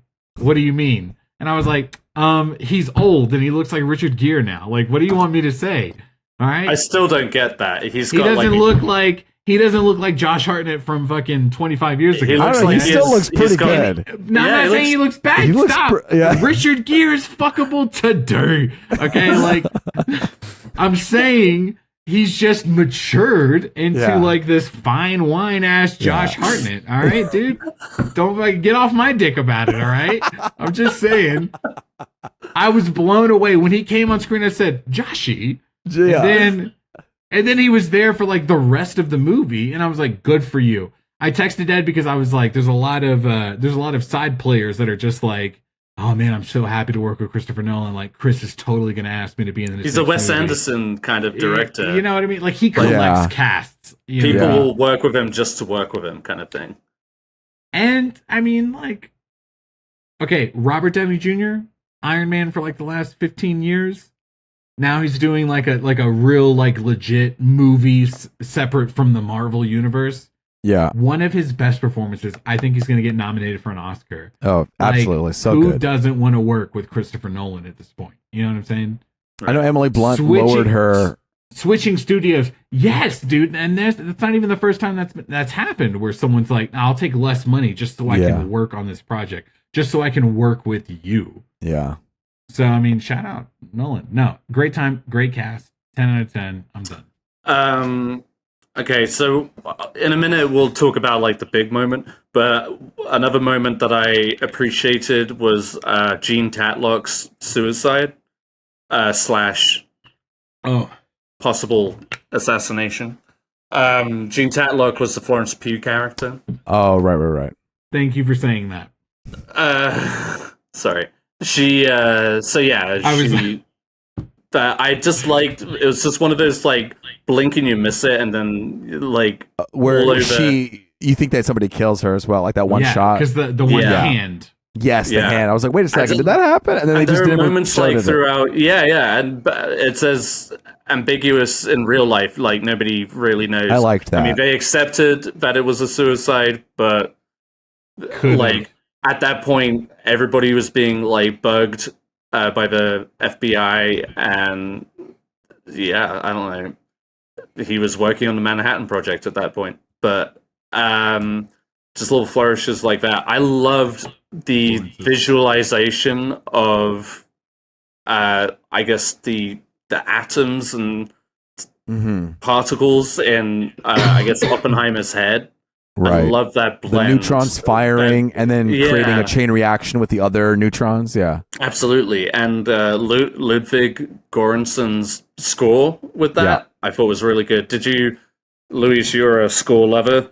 Did you at least like the music in this film? I did like the music in this film. So he did. I love Ludwig. He expands from Nolan to New Girl. You know what I mean? He has. I know. I just found that out, and I was just like, oh man, no fucking wonder.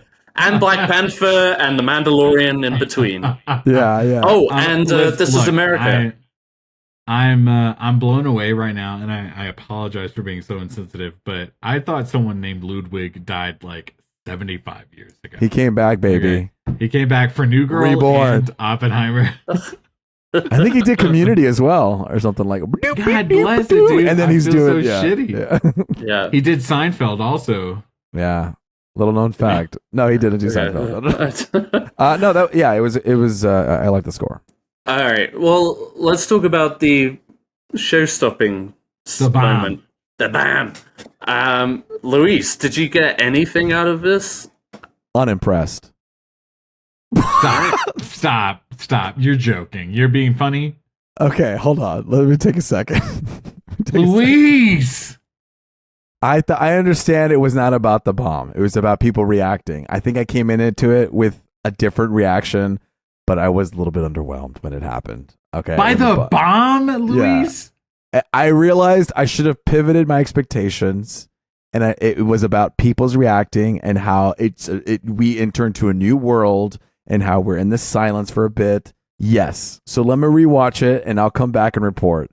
But I'm also mad that I'm shocked, and Ed is the most dead-faced I've ever seen Ed. He's like, yep. Because of course, Luis. I don't know how to explain it, but I just understand. There are so many moments in this movie where I think like I could have just been in completely the opposite attitude. But for me personally, you could hear a pin drop in that theater when that scene was happening. That's true. That is true. We were all just like holding our breath, leaned forward. Like when you hear the audio catch up, like from the film where you start hearing the breathing, the deep breathing. Is that like somebody else in the theater or no? It's I just like, and then like the moment where they just started celebrating, I just kind of welled up because I was so overwhelmed by just the build up, the tension. And I understand what you're saying, Luis, is probably we went in thinking it was going to be this massive, but it was like a glimpse. It was a glimpse, yeah. And when they were celebrating, that was a nice moment too. That you was feel the it. moment. You feel like everybody leading up, and that cathartic, like that release of like you're did something relieved, almost but you're impossible. terrified. Yeah, yeah. It was overwhelming. To me, obviously, you go into it going, "I want to see the bomb," but that scene was the bomb. You know what I mean? Like, and I'm not saying that ironically or whatever. Like, I'm just like, no, that was the moment. Like, you think you're gonna see. I was talking to my boss about it. He went and saw it, and he kept asking me yesterday. He was like, "Do they show the bomb like on Nagasaki or whatever?" And I'm like, no, they don't. And I think that's what a lot of people were expecting. And I understand, but it's like, but that's the thing is they don't, and you still walk away from that moment going like, oh my god, that was like, the bombing in Japan. Like I didn't need to see that. I think the reaction. I think him waiting for the phone call and him expecting to get a private phone call and then hearing it from the news. Man. That was impactful. I liked that. Yeah. Another thing that's kind of like the opposite of Robert Downey Jr. That was kind of Oppenheimer's moment of being like, I should have been included. Yeah. And that was impactful. That's like Robert Downey Jr.'s character's like whole motive is I should have been included. You know what I mean? And it's like the way they kind of like showcase both of them as the similarities between the two. I dig that. Yeah, I like that. No, I thought I loved the fact that Robert Downey Jr. was like the bad guy, but it was like such this like kind of like unconventional bad guy of the movie too. You know what I mean? I didn't expect him. I didn't know that he was going to be the quote unquote. I didn't realize Ken was going to be the bad guy in Barbie. So I didn't realize either. I didn't know that either. That was a cool surprise as well. In the book, they just make no. Sorry, it's hard for me not to. What's the name of the book? They what book is it? Prometheus / America. But they like have no false conceptions that Strauss was a bad guy. Like he was gunning for Oppenheimer from the get-go. I thought it was interesting that Nolan played with that. It was a little more subtle. And I get it. You want to do that for dramatic effect, and it worked. Obviously, like Robert Downey Jr. was really good, and he kind of ate that up. And I love seeing that the various moments where they're in that scene where they're making the joke, and he has those different reactions. Like at first, he's just like going along with it, and then later he's just like real sourpuss about it. Yeah. But again, like I said, that was not the moment for me. It was the moment when he was like, "Yeah, I'm just like thinking about." You know what I mean? It was like, every moment didn't align for his character, and he goes, "I'm even more fucking mad right now." You know what I mean? Yeah.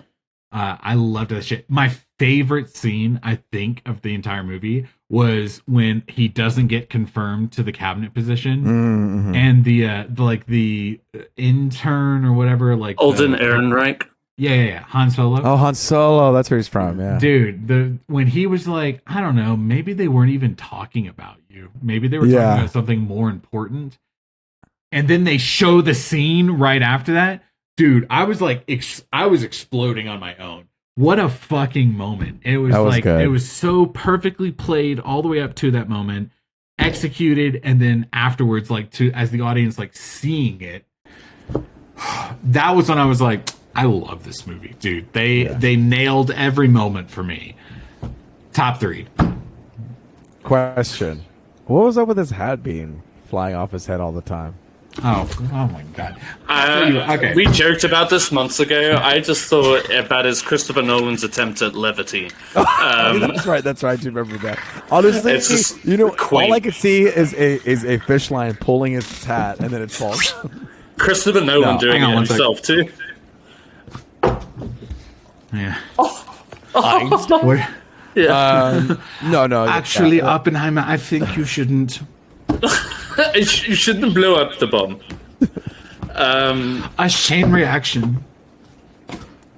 All right, there's Miguel. Ed, any closing thoughts for good old Oppie? Yeah, we talked about that Emily Blunt scene. I thought she was terrific in that moment. I just felt like, yeah, there are always going to be characters who are shortchanged in a Christopher Nolan movie. Thank God Rami Malek finally this spoke to him movie, at the end. I was like, is this right? dude not going to talk at all? And then he shows I up know, at I was the end. surprised.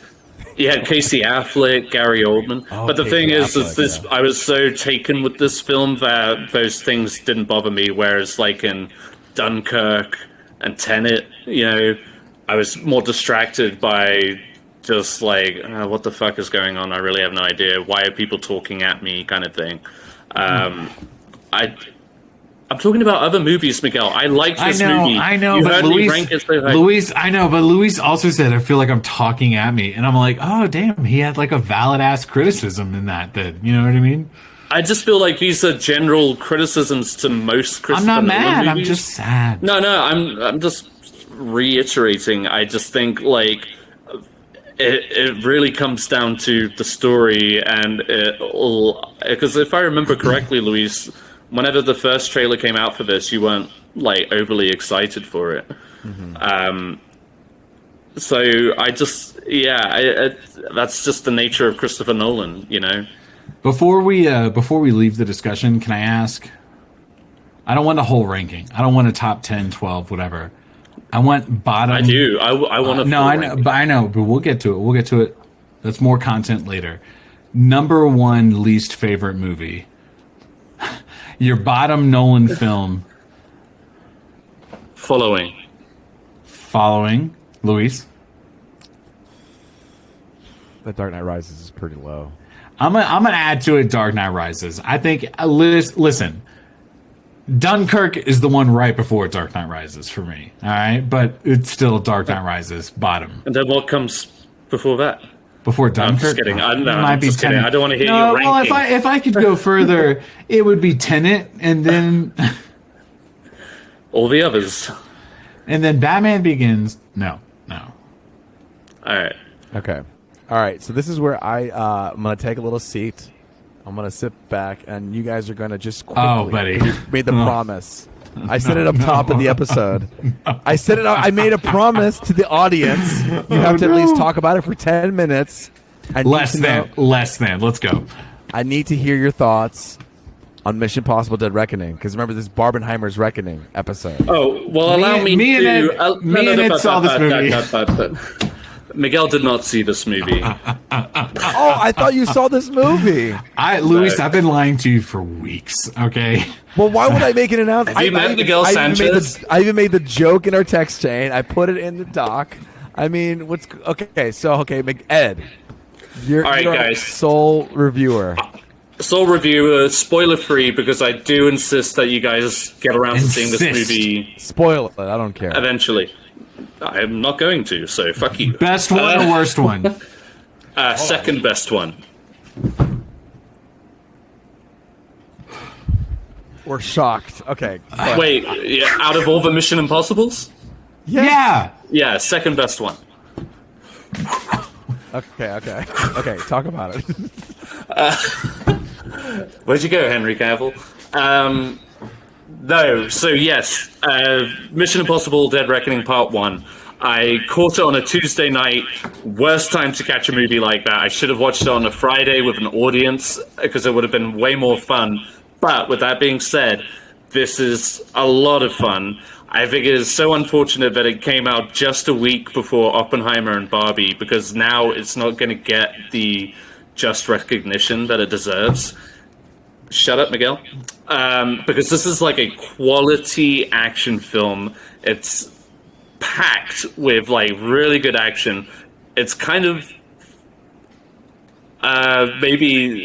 probably like the funniest Mission Impossible movies, but without being like slapstick. It's just like situational or physical comedy that they plant throughout the movie. It's just like a really just endlessly entertaining film, and I'm so ready for part 2. For me, Fallout is a better film only because it's tighter. It obviously doesn't end open-ended. It wraps up that story. Obviously, this is a part 1 of a part 2, but they do a good job of wrapping up this part of the story to where you didn't feel like shortchanged. There is a story to continue, but the main conflict, I guess, of this film played out.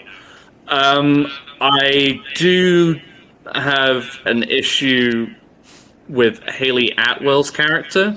Oh. And how she plays into the story, and I want to say that only... I'm not going to say the spoiler, but I couldn't just feel do this like all day. I'd prefer she didn't. Not that I think she was bad or anything. Her and Tom Cruise worked really well together. I just didn't see really the point of her character. Well, she's dating Tom Cruise. In real life? Yeah. Ed. Is she really? I mean, last time I heard, right, Miguel? Wait. I don't pretend to know his dating life anymore. Oh, sorry. But, He's actually dating Ariana Grande. Oh, not anymore. They just broke up. So anyway, without going into too much detail, the kind of handoff, it felt like they were trading one posh English woman for another posh English woman in the franchise. The other posh woman being Rebecca Ferguson, who I enjoy in this franchise. She's been in it since Rogue Nation.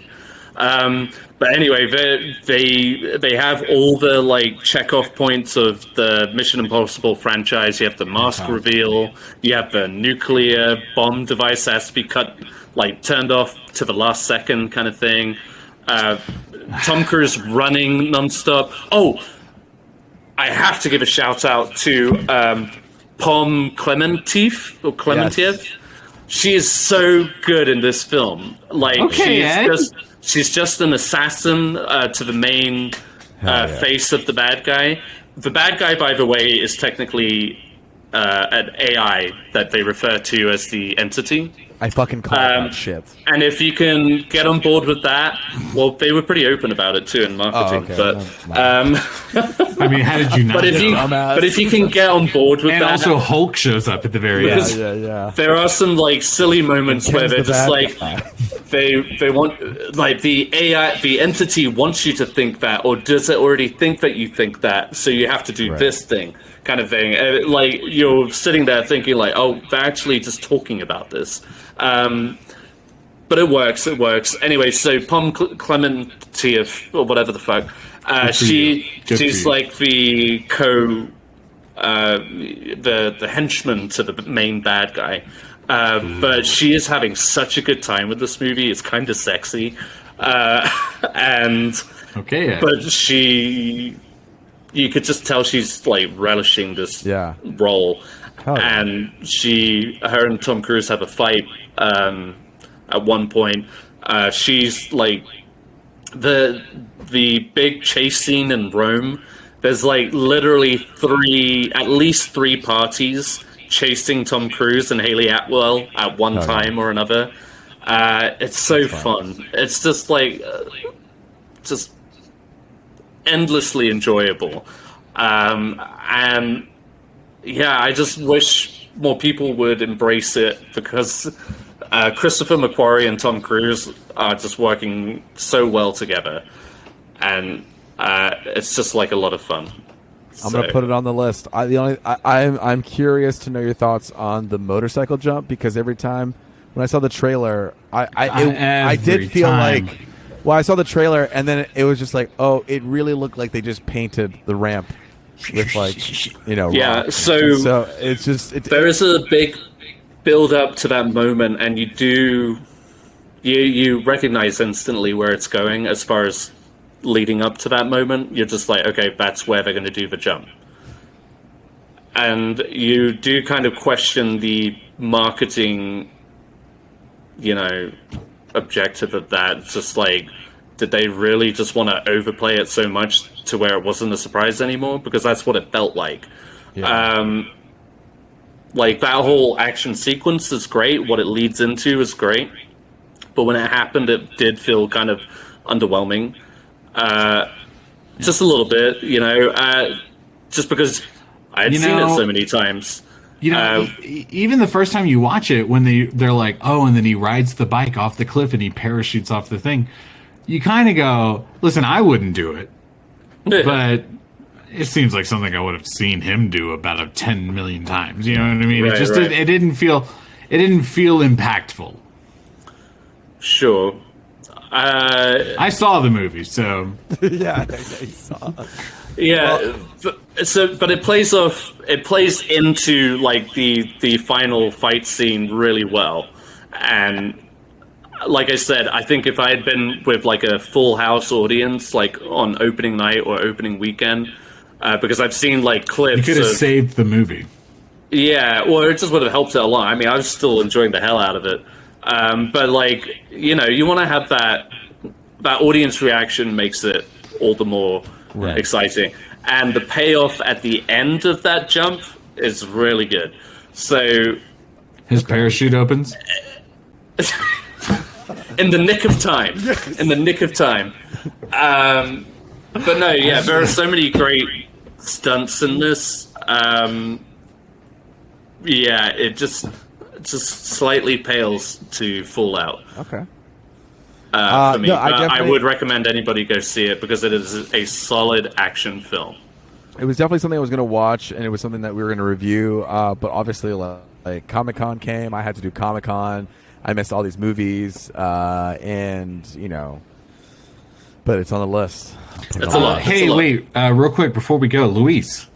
Yeah. Did you go to Comic-Con? I did go to Comic-Con. Do you want to talk about everybody it real who quick? Followed us. I was hearts, dude. Yeah, I was journaling my all my adventures at Comic-Con. If you missed it, you can still go to our Instagram. I saved the stories. You can save stories. And, let's go. So just go tell there. Ed. Ed. Do you know that? Do you know about that? Saved stories. Yeah, I did. Okay, yeah. good. Do I have to do it? No. No. It's okay, but it's crazy. We've been doing this for so long. I got one from last year. I got one from this year, so it's very cool. Comic-Con was different just because obviously not a lot of talent was there. Obviously because of the strike that's happening, so it was very video game focused. It was very like all these other things. Legos were there. Legos were there. I will say the biggest thing that I was excited about was seeing this fucking Transformer self-transform. Bro, that blew my mind how into that you were. I thought you had bought one for a second. Honestly, if I wasn't getting married and spending all this money, I would have put it on the credit card for sure. I would have been paying monthly payments. That thing was $1,500.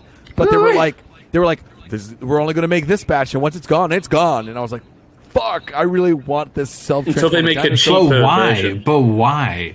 Because honestly, it also is just built really well. I think it's just. I admire the technology. I admire the work, the craftsmanship, craftsmanship, and even the small thing. It's not it's not dingy and it's not janky when it's like moving around. There's a moment when it's like roaring. Transforms. Yeah, when it's roaring like rah, the motions of it is really good, and it can respond to like 50 commands. It does push-ups. It does a bunch of little. It says "Happy Birthday" to you. I don't know. It's like a first of its kind. And in the early 2000s when they had that robot dog on a wire, dude, I would have bought that so hard. I would have paid 15 monthly payments for that dog if I could have. You joke, but I would have too. And listen, it was just so cool to see. I don't know, it was just cool to see it. It's on our Instagram as well. I made a reel of it. I put it on TikTok. And what else happened? I also. This is near the end of the podcast where everybody stops listening, but I also saw a preview of Talk to Me, the A24 movie. I think I had a story about this. Oh, so you didn't see the movie? So I did. No, what do you mean? I saw the whole. It's a preview. I saw an early screening of it. Oh, I guess a preview. No, sorry. I got an early screening of it. It's very scary and it's really good. Recommend. But I also was not feeling that well. I walked 40 miles. During my time at Comic-Con, I didn't drink a lot of water. I obviously wasn't eating a lot. All that to say, guys, and don't feel bad about this at all. I want genuine reactions to this. Near the end of this movie, I was not feeling well, and I was like, and I never leave a movie. You know that I never leave a movie. You left. I was not feeling well, and I was like, I think I need to leave. I think I need to leave right now. I'm feeling nauseous. I'm feeling a little lightheaded. I'm at the top of the stairs. The director of the movie is also there. Walking down the stairs. My vision starts going in and out. Things are going crazy on screen. Next moment, I'm on the floor, dude. No! I like somehow just passed the fuck out. Lord. I hear somebody say, I can't believe that happened. And like, Luis! the main character is like going crazy, and I'm just falling down the stairs without even realizing it. So I'm trying to get my bearing. Next moment, boom, on the floor. My thumb is like this. So embarrassed. I get up and I move through the hallway. It's an endless hallway, it seems, just trying to escape. Barely like any blood running to my brain. I come out into the fucking like lobby, and I'm like, help me. it was a rough time. Super embarrassed. I went to the end of the theater, laying down, and then I finally got my bearing. Did nobody come and try and help you? What was wrong with you? I don't know. It was it was kind of scary. The movie is about this thing that like kind of possesses you and goes inside you and all these things. And so I felt like I was a part of the movie. But I waited till everyone left, and then I was with a group. I was with Francesca. Francesca was with me. Franny. Yeah. So everybody left. I was so embarrassed, and then they were kind of like laughing a bit because they were like, "Luis, you literally left when the final twist of the movie happened. Like the movie was almost done, and then you left at the twist." And the movie comes out now. I think when this releases on Friday, the movie will come out. I have to go to the theaters and see it again because there's no way like I'm not gonna know what happened. So will 35 other people, Luis. They were all distracted. Baby, are you okay? Crazy though. Yeah, I'm fine. My thumb is still a little like sore, but it was crazy. It was the craziest thing. It was insane to just like, put an L on your forehead right now. I'm gonna. Yeah, I mean it's rough. It was a rough time, but whatever. Sweet baby. It was a fun time too. It was a good movie, but that was kind of that's a little terrifying. You should make sure you stay hydrated. That's pretty crazy, right? I should stay hydrated. Yeah. I was walking too much. Should have eaten more. But it was you said so many wild facts there. Can we cut back just 1/2 second? 40 miles? Yeah, dude. I looked at my Apple Watch and I saw how much I was walking. I don't think I can go back to this. Hey, he's like, oh, it was 39 and 54 miles. And you're like, well, okay, I could round it up. And you're like, no, it includes credits. I can't find it, but yeah, it was a rough time. But Comic-Con was great. Good times. I know, man. Isn't that crazy? Passing out. You guys ever pass out like that? Yeah. Did you get any free Lego? No, I didn't. I didn't get any free Lego. I don't know what Comic-Con works. I just... they were handing it out like candy. I did get an exclusive like record from what's it called? Werewolf by Night. Ooh, it's because it's Michael Giacchino. Yes, so he's also the Batman. He's also so he's also a well-known composer. They also sold Batman vinyls of that too, like a Comic-Con exclusive. But I just didn't like the album art as much, so I didn't get it. Sorry, so I you don't get one. And I didn't want to. It was like $30 per vinyl, and I didn't want to spend too many. But I thought it would be like a nice, creepy backdrop for like Halloween or whatever. And I thought the art was kind of cool. But yeah, he's a great composer. And yeah, what else about Comic-Con? I don't know. I think that's it. We have so much we got to talk about what we're into, but I feel like we should save that until next time. I'm so happy. So much. We're back. We're back now, dude. Yeah. Let's go. Again.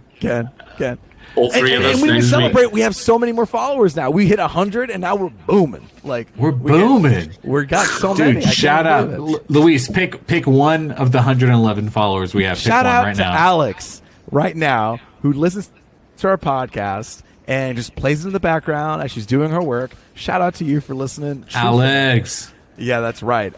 She hearts my stories sometimes. Let's go. Let's go. But listen, this was Punch Drunk Nerd. Thank you for coming to Barbenheimer's Reckoning. It's been me, Luigi, and with me's been... Miguel Sanchez. I don't remember what my thing is. And... Edwinheimer. Oh. Hell yeah. And until next time, cousin...